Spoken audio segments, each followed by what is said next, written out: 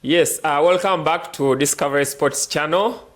In our studios today, I'm your host, Mustafa K. Chosen, and alongside me, there is Abdurrahman Chiinji in our studios. Please greet our viewers today.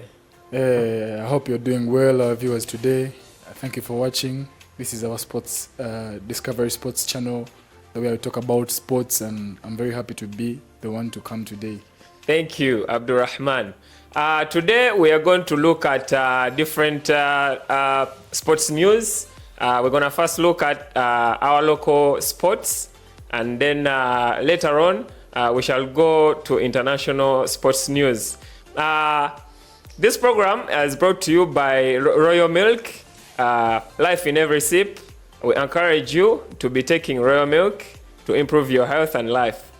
Abdurrahman, Vipers SC, that is the director, Mr. Murindo Lawrence. Of recent, he signed the Serbian coach. The Serbian coach by the names of Nikola Kavazovic has been coaching different clubs in Africa. That is the likes of Kofi in Ethiopia, Township Rollers, and the national team of Sri Lanka. Of recent, Mr. Mulindwa issued his statement. I think it was a demeaning statement to the local coaches, because he said the local coaches, they have the qualifications, but then they lack professionalism in coaching, which I saw as a demeaning statement. I don't know what is your opinion about this, because in the previous triumphs that Vipers SC have been achieving, they have been achieving it with the local coaches, the likes of Issa Abidie, Gorora, the likes of Kajoba, the likes of, now of recent, their manager, the coach was Livingstone Imbabas. Yeah. So Kavazovic, Nikola, has come to succeed Livingstone Imbabas. What is your opinion about this, considering the statement that Mr. Murindo issued concerning the local coaches, and what does this mean to the Ugandan league? Oh, thank you very much. I think, according to me, this is a good signing, because the coaches that have come to succeed, in most cases, it's very hard for a coach who has come from Uganda to manage the players, just like he said, the lack of professionalism. Though to some extent, according to the situation in our country and the resources and the facilitation and things like that, I think it's going to be very hard to manage a coach like him, because the coaches we have here in Uganda, they already know the atmosphere, the circumstances they have to undergo to make sure that a player or a team gives out its best. So I think it's going to be a good signing. We shall see. No problem about it. So we should just give the coach time, and time will tell. Time will tell if it was the right decision or not. Because the other issue they majorly talk about is the corruption that's within us. Oh yeah. The corruption that's within the black coaches is very much. So they believe that if a white coach comes here and takes over a team, it's going to be more authentic. There's going to be more authenticity in as far as making conclusions are concerned, managing the team is concerned, financial stability, and things like that. Yeah, because those coaches, I think they bring professionalism along with them. They bring whenever they come on any team. Exactly. Yeah. So and I think Mr. Mulindwa is what is targeting from these foreign coaches. Exactly. What does this mean to our local coaches? What should they do to improve, at least to get that professionalism in them, so that these club owners can develop interest in their services? What should they do? Yes. Should they go for upskilling and professionalism? Is there any specific coach that can improve their professionalism, or it's just inborn? Okay, I think it's just inborn. Okay. This is who we are. Yeah. I mean, there's nothing much a black coach is going to do that has never been done before.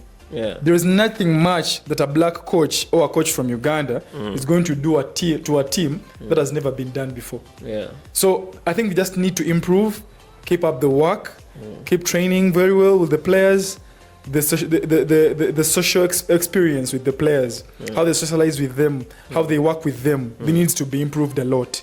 And to make sure that they tell their players on the right things to do and decisions to make from all the different levels. The younger teams, the junior, the academy, to the professional teams, to the first 11 teams. That is what they have to do to make sure that these people do not bring in these other white coaches to come and manage these teams, because they can also do that. Because who are we to judge? Because in Africa Cup, when you look at a coach of like a coach of Senegal, he's been to the finals many times. He's won the African Cup without even him being white. Understand? So we can, if we believe in ourselves, and the coaches have to work hard to make sure they fulfill that. Yeah, I think the aspiring coaches and the active coaches, they have heard from you, and thanks for that analysis and assessment. Now, let's dive into the international news. Exactly. Should we first look at the European competitions, or we should first delve into the transfer news? I think we should go to the transfers, then we shall finally go to the Euro. We have our day done. All right, good. Let's start with Chelsea. Chelsea of recent, there have been their recent signings. They have been focusing on the centre halves, those are centre backs. By the names of Tosin Adarabayo, he was recently he recently put a pen on paper. What should Chelsea look into when dealing with the transfer business? Apparently, like you've said, Chelsea, I think, is the team that has sparked off a lot in this transfer news. It is the only team that is very much active in this transfer window. So for the signing over the Tosin, the defender from Fulham, I think they are targeting the replacement of Thiago Silva. Because he's been doing a lot of work in the defense, and he's aged and he had to leave, so they're looking for a replacement. But to my understanding, just like you say, I think Chelsea needs more of a centre forward, a good striker. The last striker I think Chelsea had that delivered goals to the best potential, I think it was Diego Costa. Because he could do everything to fight for the ball, to win the area duels, to tease defenders around and score goals. Chelsea has not had that. So for the signing of Nicholas Jackson, I won't say Nicholas Jackson has not performed, because the double figures he has, or the double figures of goals he ended with last season, I would not judge him that he failed, because I know of strikers who came and they stopped on 9 goals, 8 goals. So if he managed to cross that river, maybe he can adopt next season. But still, Chelsea needs a striker. But right now, I think their focus is on defenders now. I don't know why. It's like they're repeating the same mistakes over and over again. What should he be given more time to prove himself? Should they get a replacement? What should Chelsea do at the moment? I think at the moment, Nicholas Jackson needs to be given time. Though some people say they've had enough of his misses.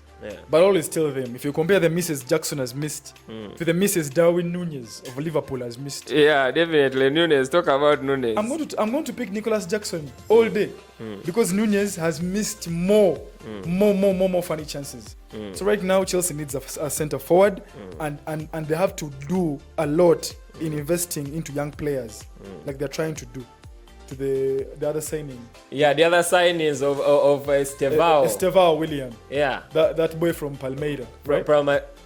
By the way, talk about Chelsea. They have a project. They have started a project. They're trying to imitate Real Madrid. Exactly. Because Real Madrid had the same project, of which they managed to secure a signature of Rodrigo, the likes of Rodrigo and Vini Jr., of which they have been successful, and they have been so vital in their campaign, especially for the Champions League triumph, of which they have recently achieved. So Chelsea is trying to imitate Real Madrid, and they have recently signed, got a signature of that Estevao Willian, that super forward.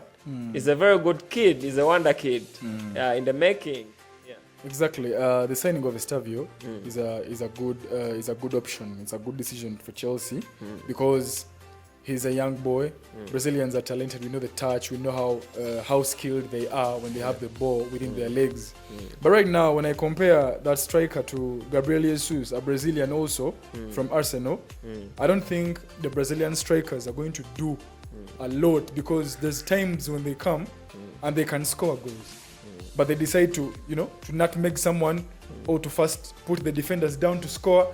And all of a sudden, if a real striker like Harry Kane gets that chance, he's going to put the ball into the net. That is the kind of striker Chelsea needs. So this young boy needs to be there, but still, he's not the one you're supposed to rely on as a team to say that since we've got Estavio, now he's our striker, we are finished. Not yet, because he's a Brazilian. We know Brazilians want to show off, to showboat, skilling with the ball. So we need a striker who is hungry for goals. Chelsea need a striker who is hungry for goals. I support Chelsea. That's what I said we need. So, but basically, it is also a good signing because he's a young boy.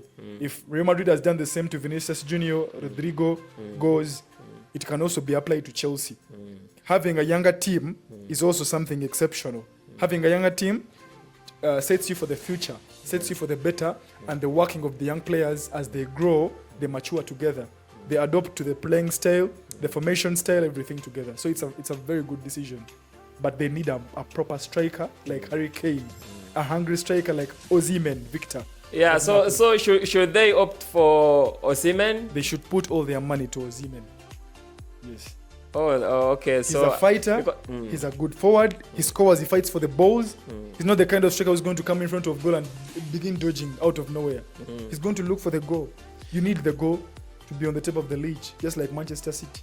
Because in the race of acquiring a new striker, Arsenal is also at the verge of looking for a very prominent striker.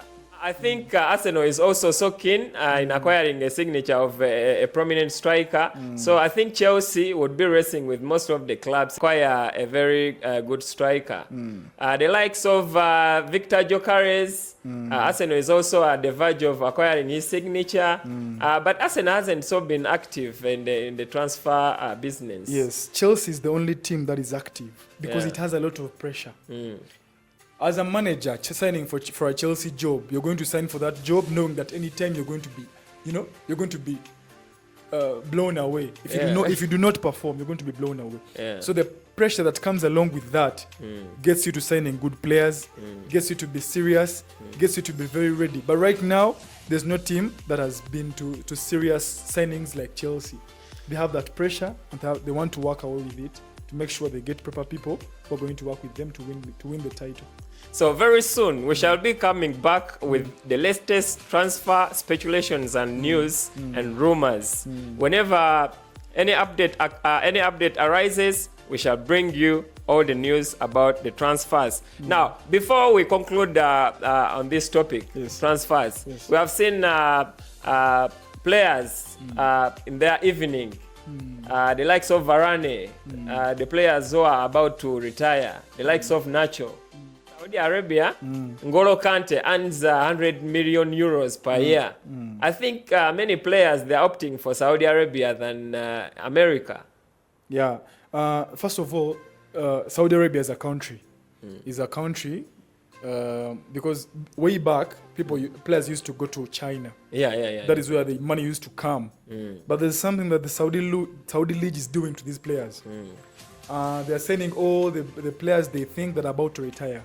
Players that are 34, 35, 36 and above. They're sending them and they're giving them the best of payment. They're paying watering cash. Watery cash. Very much money. So any player that is above 34 or 33, that would be the best option to go and make more money and settle with your family. So Nacho, Varane, I don't think it's a bad decision really, because if you look at Varane, his age, there's no way you can put him back to a team like Tottenham Hotspur. There's no way you can sign him back in Arsenal because he's going to suffer a lot. His age. They need a defender who's going to be very young, who's very young. Gabriel, you can look at Saliba. Although he's aging, but he still can't play football because he has the energy, something that he does not have, Varane. So in order for Arsenal or Man City to achieve with these players, they have to let them go and bring more space for the younger ones to come and fulfill those spaces. As for these players, let them go and enjoy their money. no problem with that. Yeah. So it's very okay for Varane or whatever, or Nacho. We shall see as the transfer goes on, because I know many of them are going to join. Yeah. Just like KDB. Kevin De Bruyne. Yeah. A man of his talent, you would expect he still has more assists within his legs. Yeah. But he says, you know what? What is done is done. I've won the titles, I've won the Champions League, it's enough, let me go to the Saudi League. So in like 2 years' time to come, the Saudi League will be one of the most watched leagues in the world, because there's going to be very, very many people who are going to go there and join for the sake of money to follow Cristiano Ronaldo, who went there also. Yeah, definitely. Thank you for that opinion and view. And now let's delve into the European competitions 2024. Exactly. So far, the hosts have been the most performing team, the most performing country in the Euro 2024. So far, they have scored the most goals. They have 8 goals, followed by Switzerland. And Switzerland, in fact, after Germany qualifying for the last 16, Switzerland followed the suit. So Switzerland follows with 5 goals, Spain 5, Portugal 5. We can see Switzerland is trying to do some good job here. Yeah, so generally, German, the hosts, do you think they hold any chance to lift the trophy? Or there is any other aspiring country? Of course. I know teams have come out strong. I know if you look at France, it has come out strong. I know if you look at teams like Italy, that also survived yesterday's match, it's also strong. But Germany, you cannot rule that team out because of how solid it is, because of the depth, because of the defense, because of, you look at players like Rudiger, how strong they are. You look at those players who are very yearning for the club. They play for the badge, not just for money. So they are very talented. You look at Kai Havertz. Much as many people do doubt him, much as many people think he's not the kind of person who's going to score you goals a lot. But if you look at the Germany kind of play, the style of playing they have, it suits Havertz very well. What they need from him is to only receive the ball, pass the ball, do not do much, because the other people are going to fight for the ball. The ball are there. Yeah. The stronger ones are there to do that. So it's not your job to always fight for the ball like some teams. They come with a striker, and that striker has to make sure he scores goals on their own without even panicking. So Havertz and players like that, they show that Germany has a talent, and you cannot rule them out. They might get to the finals or the semi-finals. Who knows? Yeah, of recent, we thought France would be amongst those most performing teams in Europe. But so far, they have been not consistent. They have been stumbling. They have been... they haven't been performing very well. And of their last matches, it's N'Golo Kante that has been lifting the team, winning himself 2 Man of the Match awards. Okay, about that, I looked at the last match that France played, and I saw there was lack of Kylian Mbappe. When you look at Kylian Mbappe, you know what happened? He was substituted after the other injury, and then the last match he did not play at all. So maybe that was the cost, because Griezmann got a number of chances, but he could not score goals. There's a chance that came, he was given a minus, something that was very simple, but I don't know what happened to him. He only came and sat on the ball, and he could not even do anything about it, and you could tell N'Golo Kante was the one suffering, because for all the counter-attacks that were coming back, N'Golo Kante was the one that was found there. So he had to make sure he protects the goalkeeper from being scored. And lastly, Griezmann is not a serious striker. I saw the chances he missed. He's not a serious striker. That is why Kylian Mbappe was on the bench and he was doubting. But he felt like he could come in and score those chances, because I know for Kylian Mbappe, he would miss a chance, but trust me 100%, he's going to score you a goal afterwards. Yeah, definitely. He would miss a goal afterwards, but he's going to make you an assist. You like it or not. That by default, he's going to produce for you something. So, Antonio Griezmann. Giroud has to be played first. Giroud has to come in first, Griezmann on the bench. That is the only way to punish him, to make sure he comes back yearning for more. Serious. Yes, because I could tell he was not serious at all. Because I saw Rabiot was giving him, was creating for him chances. But he didn't put them in behind the net. Then the other player is Thuram. the striker Thuram Thuram. of France. He's also average. To me, he's also average. France was my favorite team. But when I look at players like He's Thuram, the son of Lilian Thuram, the legend. oh, sure. Yeah, he's So his son. whatever he is, he's not serious. Whatever Thuram is, he's not serious. Because for the chances Griezmann missed for Thuram in every match, he must miss a chance. For Griezmann, it happened like once. Yeah. You know, two chances and that's all. Every match, Thuram gets near the goalpost. He cannot score a goal. You know, he looks for a very difficult decision to make. The other players are there, spaced. Rabiot is there, spaced. Griezmann is there, spaced. He cannot pass the ball to him. He wants to shoot and he cannot shoot. Dembele has done very good. He's trying to provide for these players. When he comes to you as a defender, you might even fall down because he's a very skilled player. He's a very good skilled player.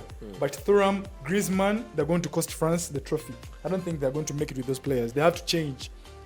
Get proper strikers in the front of goal to score goals. Now let's look at these groups so far. So far, some groups have played 3 matches. Yes. Now let's start with Group A. The likes of Germany, Switzerland, Hungary, Scotland. Germany, I think, is already through to the round of 16. What comes next, Switzerland? Switzerland with With how many points? Germany has 7. Switzerland has 5. I think that group is already sorted. That is done. Yeah, so Group B, there is Spain, Italy, Croatia, and Albania. I think Spain has 9 points so far. Played 3 games. And Italy has 4. It's already through. Yeah, played 3 games. I think these 2 are already through. They are through because the happiness yesterday, you know, when Italy came from 1-0. Yeah. The goal scored by Modric. I don't know why Modric was given the player of the match title. I don't know why. He did not deserve that. The boy who assisted the Italy goal, that defender, was not passed by any defender. He was not dribbled past by any defender. He won all the 100% aerial duels. Yeah. He completed 93% of his passes. And you tell me Luka Modric has been... No, we've had enough. He missed even a chance. We've had enough. He missed the penalty. He missed the penalty, no. But by chance, he stayed there. That was luck. You know, it was luck. I know he got a dead ball from the goalkeeper. From the goalkeeper and he had to score. Yeah. That doesn't make him... He was even so happy to score. He was very happy because they were going to boo him. They were going to be very, very annoyed with him. Because a senior player, you can't miss such a chance. So Luka Modric did not deserve to be man of the match. Yeah. Now, when we delve into Group C, the likes of England, Denmark, Slovenia, Serbia. So far, they have played 2 games. England has 4 points, 1 win and 1 draw. But I think England will be through from that group. Do you know round of 16. Do you know why I'm laughing? Yeah. I'm laughing because Southgate.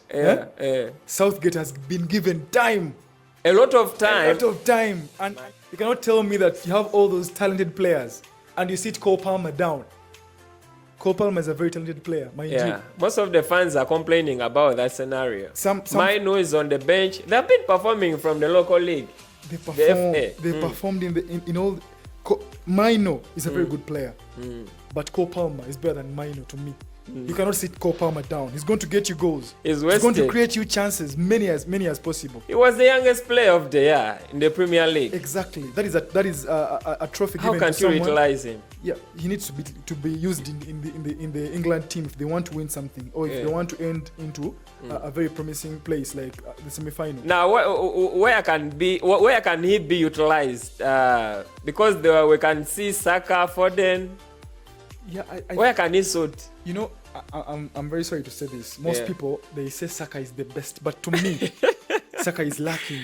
There are times when people are used to him. They know what he's going to do next. Defenders are used to that. They know you're going to get the ball, find your left foot, try to dribble past defenders and come in the box. So they know you.